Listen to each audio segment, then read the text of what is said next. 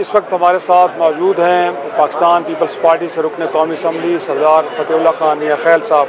Sir, in fact अब India के साथ हम डायलॉग टेबल पे जाने जा रहे हैं और कहा यह जा रहा है कि अब बैक डोर से भी कुछ रास्ते शुरू हो गए हैं। इस वक्त जो मिलिट्री फ्रंट पे तो हमने बड़ा कमाल कर दिखाया हमारी फोर्सेस ने, पर डिप्लोमेटिक फ्रंट के ऊपर जो हम जंग लड़ने जा रहे हैं उसके हवाले से हुकूमत वक्त की तैयारियों से आप मुतमईन हैं बतौर रुकन पार्लिमान?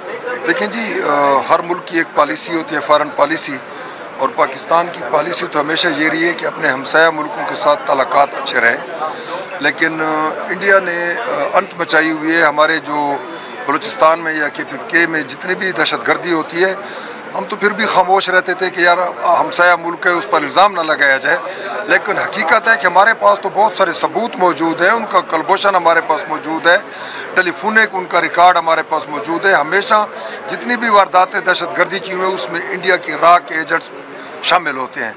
लेकिन ये पहलगाम का जो वाक़या था, ये इंडिया ने खुद साख्ता हमें सिर्फ बदनाम करने के लिए और हमारे मुल्की हालात को देखकर, क्योंकि वहाँ पर बलूचिस्तान में कुछ हालात ये ख़राब कर रहा था, KPK के हालात, और एक हमारी जो जमात है जो अभी भी ज़िद पे अड़ी हुई है, मुल्क की इसको नहीं देखती सलमियत को, और उन हालात को देखते हुए उन्होंने ये खुद साख्ता खुद ही एक ऐसा मनसूबा बनाया था कि पाकिस्तान में हम उनको बदनाम भी कर सकें और इस हालात से फ़ायदा उठाते हुए। लेकिन अल्हम्दुलिल्लाह हमारी पाक फ़ौज ने उनको वो करारा जवाब दिया है कि दुनिया याद रखेगी, और तमाम इंटरनेशनल मैगज़ीन कह रहे हैं कि the eagle of the sky Pakistan air force है। और उसके बाद जब इनको सामने खूब करारा जवाब दिया तो फिर मोदी साहब अब कहते हैं कि पाकिस्तान ने कहा है। मैं कहता हूं कि अब तो आजकल बातें छुपती नहीं हैं। उन्होंने खुद मिन्नत की है अमेरिका को कि खुदा के लिए जंग बंद करें, हमारी तो तबाही कर दी है। और उसमें 3-4 ऐसे ताकतवर मुल्कों का जो मतलब टेक्निकल उनकी मदद थी, जिस तरह रूस का जो बहुत बड़ा बिलियन ट्रिलियन का प्रोजेक्ट था उसको डिफेंस सिस्टम, इसी तरह इसराइल के ड्रोनों को तबाह कर दिया। रफ़ेल जो इतना दुनिया में वो कहते जिसके पास रफ़ेल होगा वो मुल्क कभी शिकस्त नहीं खा सकता। अल्लाह ताला ने ऐसा हमारे लिए, इंडिया ने तो बनाया था कि पाकिस्तान के खिलाफ ये सारा कुछ हम करेंगे। लेकिन अल्हम्दुलिल्लाह मैं ये साफ कहना चाहता हूँ कि पाक फ़ौज और आवाम में जो थोड़ी सी तलखी या दूरियाँ थी, इस पहलगाम वाक़ये के बाद अल्हम्दुलिल्लाह पाकिस्तानी कौम ने अपनी पाक फ़ौज के साथ ठहर कर ऐसा उनको जवाब दिया कि हमें समझ नहीं आती कि हम सारे फ़ौजी हैं या फ़ौजी सारे पाकिस्तानी हैं। अल्हम्दुलिल्लाह तो अब उनको समझ आ गई है। हम तो हर वक्त डायलॉग के दरवाजे खोल के बैठते हैं। हम चाहते हैं कि हमारी तिजारत हो इंडिया के साथ, हम सया मुल्क है, ईरान के साथ हमारे ताल्लुक अच्छे हैं, चाइना के साथ हमारे ताल्लुक अच्छे हैं, दूसरे ममालिक भी जितने भी हैं उनके साथ हम चाहते हैं जितनी जो हमारी दिफाई ताकत है वो हम अपने मुल्क की दिफा के लिए करते हैं। जिस तरह अमेरिका ने हम पे मिसाइलों का वो कर दिया था, बैन लगा दिया था, तो मैंने उस वक्त भी अपनी डिफेंस मीटिंग में यही कहा था कि हम अपनी मुल्क की सालमियत और दिफा के लिए ये चीज़ें बनाते हैं, न कि किसी के जरान अज़ाम नहीं है। तो इंशाअल्लाह बिलावल साहब चूँकि पहले भी फॉरेन मिनिस्टर रह चुके हैं, नौजवान लीडर हैं, और उसको भी अभी प्राइम मिनिस्टर ने हेड ऑफ द डेलीगेशन बनाया था कि वो यूरोप और तमाम। सरदार साहब, इनफैक्ट जो यूनिटी आप जिसका जिक्र कर रहे थे कि पूरी कौम ने दिखाई है, सर इसमें अपोजिशन भी शामिल है। जब डेलीगेशन आप लेके जा रहे हैं, तमाम जमातें शामिल, डेलीगेशन के अंदर जमातें हैं शामिल अपोजिशन की? मेरे ख्याल में तो कोई ऐसा नहीं है। नहीं, देखें डायलॉग को मखसूस लोग होते हैं जाकर वो जहाँ पर बात करते हैं। हम यहाँ इस मैदान पे पाकिस्तान के लिए सारी जमातें इकट्ठी हैं, लेकिन डायलॉग के लिए चंद लोग मखसूस होते हैं जो बैठकर, जिस तरह बिलावल साहब हैं, उनकी एक तो ऑक्सफोर्ड से पढ़े हुए हैं, नौजवान लीडर हैं, और एक पूरी पाकिस्तान की बड़ी जमहूरी पार्टी के लीडर हैं। तो इस किस्म के बंदे जाकर उनको आंख से आंख मिलाकर बात कर सकते हैं। तो इंशाल्लाह इस डायलॉग का इंशाल्लाह ये जो आप कह रहे हैं ना बैक डोर, कोई बैक डोर नहीं है आजकल दुनिया में, साफ है। नहीं, इंडिया को टेबल पे बैठना पड़ेगा, चाहे वाटर ट्रीटी पे हो, चाहे हमारी डिफेंस पे हो, वो आएगा बैठेगा। दहशतगर्दी के खात्मे के लिए तमाम चीज़ें होंगी। कश्मीर का मेन इशू हमारे और इंडिया की क्या वो है, ताल्लुकात ख़राब क्यों है? कश्मीर की वजह से इंडिया ने उस पर ज़बरदस्ती कब्जा किया हुआ है। 1947 में ये पाकिस्तान का एक हिस्सा है, और कश्मीरी खुद चाहते हैं कि अब भी अगर उनकी कोई शहादत होती है तो वो पाकिस्तानी झंडे में अपनी लाश को दफनाते हैं। इस मतलब है कि इंडिया को चाहिए कि उनको आज़ादी, फ्रीडम दें कि वो इंडिया के साथ रहना चाहते हैं या पाकिस्तान के साथ। तो इस किस्म के डायलॉग जब होंगे तो इंशाल्लाह दोनों एटमी ताकतें हैं, इंशाल्लाह मुझे उम्मीद है कि डायलॉग की सूरत में दोनों ममालिक के लिए फ़ायदा भी होगा और तिजारत भी बढ़ेगी और एक दूसरे की सलामती के लिए। लास्टली ये जानना चाह रहे हैं कि इस वक्त अगरचे हिंदुस्तान ने कहा था अमेरिका से एक सीज़ फायर कराया जाए, लेकिन अब वो कह रहे हैं कि जब हम आपस में बैठेंगे अमेरिका को कोई किरदार नहीं। फिर साथ में ये भी कि अमेरिका के बारे में कहा जाता है किसी खत्ते में स्ट्रेटेजिक पॉइंट उसका इंडिया है, तो हमें कुछ उम्मीद रखनी चाहिए अगर अमेरिका सारे मामले में पड़ता है तो कहीं ऐसा तो नहीं है कि उनका वजन जी अभी भी तो अमेरिका ने इसको बचाया है, वरना हमारे इरादे तो कुछ और थे। तो क्या ना जी, तो दरमियान में पड़ा है, तो रखनी चाहिए इसको मोदी साहब को ये सोचना चाहिए कि जो बंदा आपके लिए जंग या वार को फायर करा सकता है वो टेबल में क्यों ना हो, वो मुज़ाकरात में क्यों ना हो। और हमने तो कई बार उसको पहलगाम पे भी खुली ऑफर दी है कि हमारे जो ऐसे चंद ममालिक हैं जो बैठकर इसकी साफ शफाफ इंक्वायरी कर लें, तो वो उससे भी घबराते हैं। हमें समझ नहीं आती, वो अपनी आवाम से भी अभी घबरा रहे हैं। लेकिन इंशाल्लाह मुझे उम्मीद है कि हमारा जो डेलीगेशन जा रहा है ये उनको टेबल टॉक पे भी लेंगे और अपने मुल्क के लिए दुरुस्त फैसले करके आएंगे। बहुत शुक्रिया सरदार फतेहुल्लाह खान मीरखैल साहब, बड़ी तफसील से बता रहे थे इनफैक्ट कि हुकूमत वक्त बड़ी दुरुस्त डायरेक्शन में आगे बढ़ रही है। हमारे साथ इस वक्त मौजूद हैं साबिक़ वज़ीर-ए-आज़म अनवर हक काकड़ साहब, बहुत शुक्रिया सर वक्त देने के लिए। सर ये सवाल हमने बाकी अरकान के सामने भी रखा कि मिलिट्री फ्रंट पे तो हमने बड़ा बेस्ट वे में परफॉर्म किया है, बट अगला मरला डिप्लोमेटिक फ्रंट का है और हुकूमत के कंडक्ट के ऊपर थोड़े से एतराज़ात हो रहे हैं कि अगर पार्लिमानी वफूद भी भेजे जा रहे हैं तो हुकूमती नुमाइंदे शामिल हैं, अपोजिशन को इंगेज नहीं किया जा रहा। अगरचे इस 4 रोज़ा जंग के दौरान एक नेशनल यूनिटी सामने आई है बट उसको बरकरार नहीं रख पा रही हुकूमत वक्त। आप साबिक़ वज़ीर-ए-आज़म के तौर पर इस एतराज़ को कैसे देखते हैं और फिर मोर इम्पॉर्टेंटली हुकूमत की तैयारियाँ डिप्लोमेटिक फ्रंट के ऊपर जंग लड़ने के हवाले से कितनी बेहतरीन है? देखिए, मैं तो उसको डिप्लोमेटिक फ्रंट की लड़ाई से ज़्यादा एक नेशनल वॉर समझता हूँ। ये हमारी कौमी जंग बन गई। सही। अच्छा, इस कौमी जंग में जो चैलेंज है हमें इसको समझना पड़ेगा कि ये जो आरएसएस का फ़िक्र फ़लसफ़ा है वो हिंदुस्तान के दाखिली तौर पर माइनॉरिटीज़ के लिए चैलेंज है और ख़त्े में पाकिस्तान, श्रीलंका, भूटान, नेपाल, बांग्लादेश सब के लिए चैलेंज है। चाइना का चैलेंज वो लेना नहीं चाहते, बाकियों को चैलेंज करना चाहते हैं। ये उनकी बुनियाद है हिंदुस्तान की। चाइना का खौफ से मुंह खुलता नहीं है उनका चाइना के लिए, क्योंकि माशाल्लाह चाइना का साइज, टेक्नोलॉजी, मिलिट्री वेस्ट के सामने गिड़गिड़ा रहे हैं कि हम इन चाइनीज़ को रोकेंगे और दरअसल हम सबको डराने की कोशिश कर रहे हैं। इनमें जो इखलाकी जुर्रत अल्लाह ने इस दफ़ा पाकिस्तान को उसकी क़ियादत के नसीब में दी कि वो इस बुली के सामने खड़ा हो गया कि भाई तुम्हारी जो साउथ एशिया में हेजेमॉन आर्किटेक्ट का डिज़ाइन है उसको भूल जाओ। पाकिस्तान सरेंडर नहीं करेगा। पाकिस्तान के इस रिस्पॉन्सिव एटीट्यूड की वजह से पूरे सार्क में एक उम्मीद पैदा हो गई है कि नहीं, इस हिंदुत्व का मुकाबला किया जा सकता है कोई कुर्बतें पैदा करके। जो डिप्लोमेटिक फ्रंट पे काम है मेरे ख्याल में उसमें ये किसी एक वफ्द, बहुत इम्पोर्टेंट वफ्द है। बिलावल भुट्टो साहब एक बहुत आउटस्टैंडिंग पार्लियामेंटेरियन है, कंट्रीब्यूट करेंगे, I am pretty much sure. बाकी अरकान उनके बहुत अच्छे हैं। इसके अलावा भी डेलीगेशंस बन जाएंगे। इस छोटे से नुक्ते को मेरे ख्याल में हमें पॉइंट ऑफ कंटेंशन नहीं बनाना चाहिए जिसमें अपोजिशन के लोग भी हों। मेरा अपना एक ख्याल है इसमें बिजनेस एंटरप्रेन्योर्स होने चाहिए, इसमें जर्नलिस्ट होने चाहिए, इसमें डिफरेंट सिविल सोसाइटी के मेंबर्स होने चाहिए। ये ऑल आउट पाकिस्तान की सोसाइटी की रिफ्लेक्शन होनी चाहिए। इसमें पाकिस्तानी डियास्पोरा का बहुत बड़ा किरदार है। वो कहाँ है आज?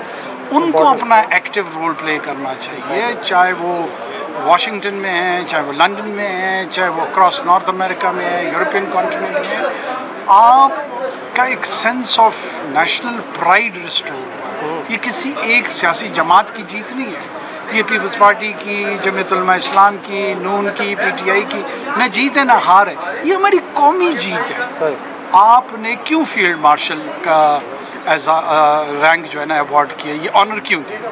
देखिए, दो कौमी नज़रिए की जंग जो है ना वो दोबारा शुरू हो गई। 1971 में जब उन्होंने बाइफरकेट किया पाकिस्तान को, उसका इनाम उन्होंने जनरल मानिक शाह को दिया और उस इनाम को उन्होंने मुंसलिक किया, लिंक किया कि खलीज बंगाल में हमने दो कौमी नज़रिया डुबो दिया।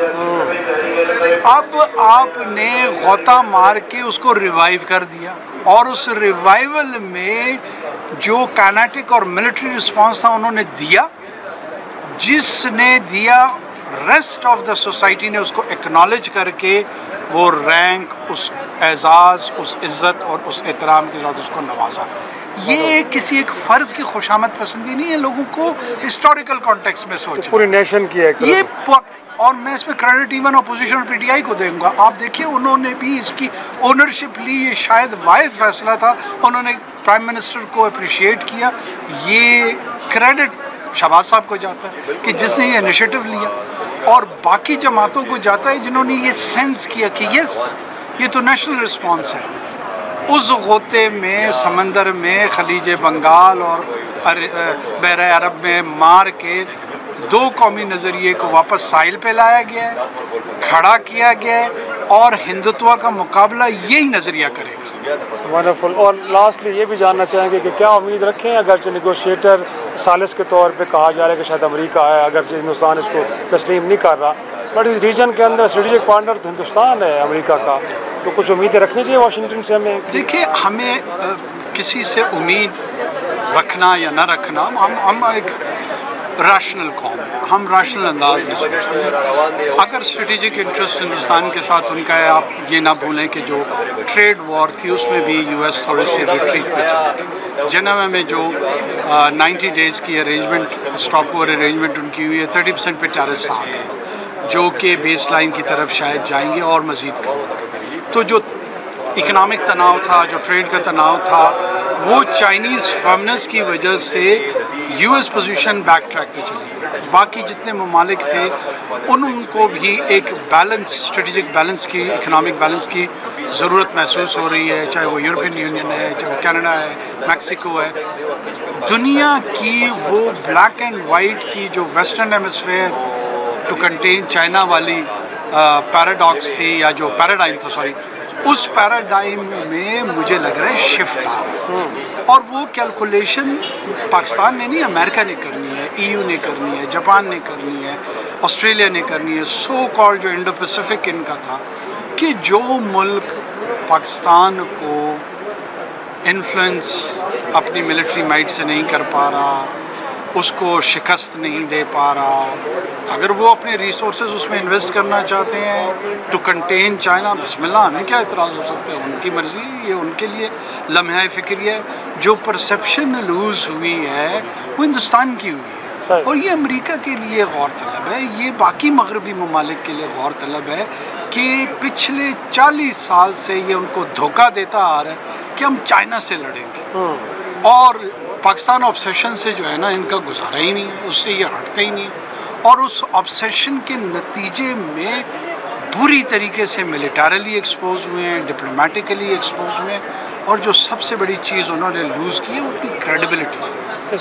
वो कहते हैं हम झूठ बोलेंगे और हमारे झूठ के इर्द गिर्द तमाम लोग इकट्ठे हो जाए, और अल्लाह ऐलान कह रहे हैं दुनिया की जितनी सिविलाइजेशंस है वो सच को बुनियाद, वो कहते हैं हम जो कह रहे हैं वही सच है, वो लेकिन पैमाना सच का रखते हैं। ये वो वाहिद हिंदुत्व की फ़लसफ़ा है जिन्होंने पैमाना ही झूठ रखा कि जी पैमाना हमारा झूठ है, लेकिन चूँकि झूठ हमारी ज़रूरत है, बराए मेहरबानी हमारा साथ दें। लेकिन लास्टली आप क्योंकि Balochistan son of the soil है सर, जहाँ हिंदुस्तान जैसे मुल्क जिसके साथ 5 जंगें लड़ी हैं उसके साथ तो गुफ्तगू कर रहे हैं, अपने लोग अगर किसी के बहकावे में भी आ गए हैं, उन्होंने हथियार उठा लिए हैं, तो उनके साथ भी तो एंगेज किया जा सकता है, गुफ्तगू की जा सकती है। शिराजी साहब, इस तरह का मेरे ख्याल में, मैं अपने जज्बात को ज़रा काबू करके कोशिश करूँगा कि आपको जवाब दूँ।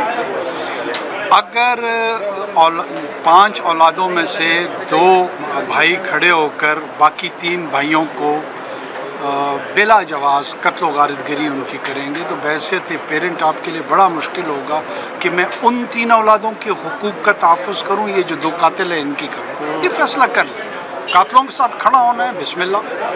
कल बच्चे शहीद हुए, बच्चे शहीद, इनसे गुफ्तगू क्या करें?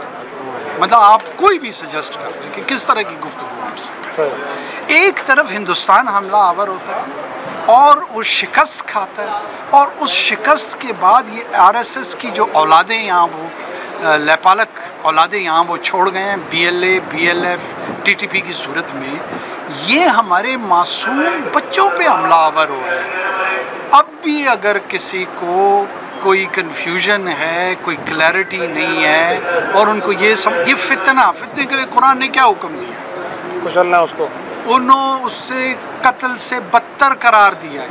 ये बदतरीन लोगों में से हैं। ये उनमें से हैं जो असफला साफिलीन, अल्लाह ने इनके लिए ठिकाना जहन्नम में रखा हुआ है। असफला साफिलीन के लोगों के साथ तो गुमान मेरा ये है कि आखिरत में भी गुफ्तगू नहीं होनी। अगर आखिरत में गुफ्तगू उनके लिए होती तो असफला साफिलीन का ठिकाने का तयन न किया जाता। इसका मतलब है ये दायमी तौर पे एटर्नली कंडेम्ड लोग। ऐसे लोगों को इनके लिए ज़ीरो टॉलरेंस है। ये पाकिस्तान को और पाकिस्तानियों को सोचना होगा। पूरी दुनिया में कोई उनके साथ नहीं खड़ा, माँ सिवाय पाकिस्तान का एक छोटा सा तबका जो कभी तरक्की के नाम पे, कभी हैव नॉट्स के नाम पे, कभी दानिश्वरी के नाम पे, कभी किसी सोशल एंथ्रोपोलॉजिस्ट के तौर पे सामने आते हैं और इस बेहुदा वायलेंस को रैशनलाइज करने की कोशिश करते हैं।